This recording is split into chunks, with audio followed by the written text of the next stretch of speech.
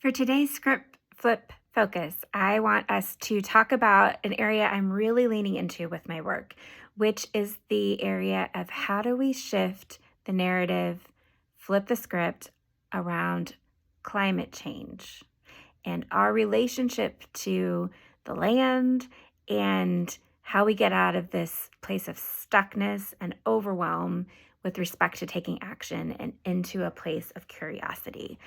So, I want to share a little bit from the book Braiding Sweetgrass. If any of you have read it or know about it, have heard about it, it's by Dr. Robin Wall Kimmerer, who is a Native American Indigenous professor that teaches ecology students.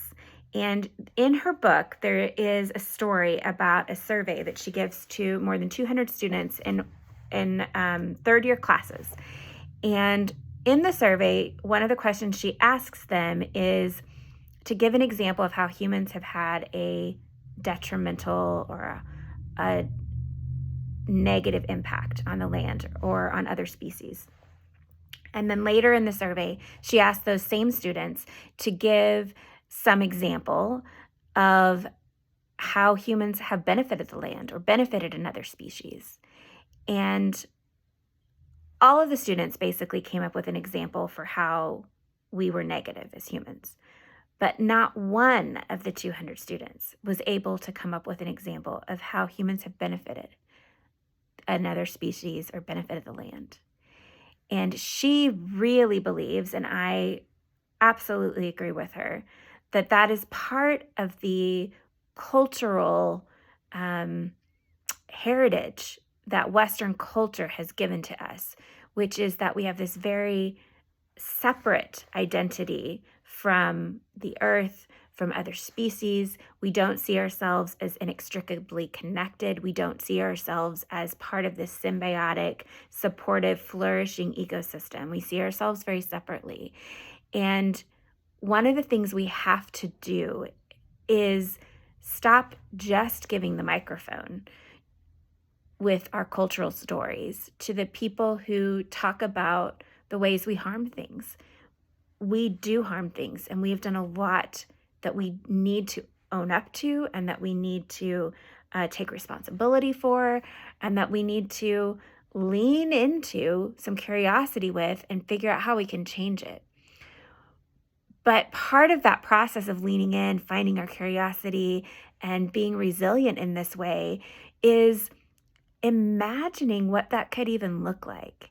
And, her argument is that if we can't feel a connection to it, if we can't imagine how humans could be in the world in a better way that is actually connected to our sisters, our brothers, our companions on this planet, that we are really setting ourselves up to continue to fail at making change.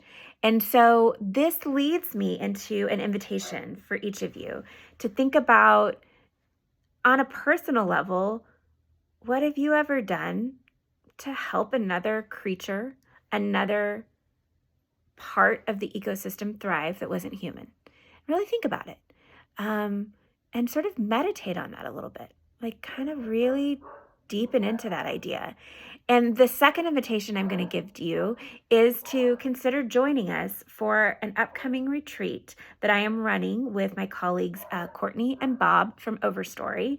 And this is a coaching and consulting group that focuses on human and planetary flourishing.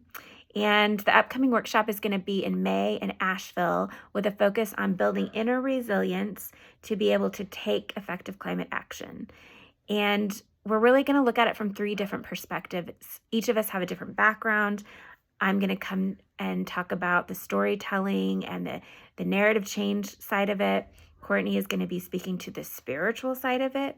And then Bob is going to be speaking to the science and how these 3 things are going to work together to support building that resilience to do good work. And I look forward to meeting you there and seeing what we can co-create and learn together in this space.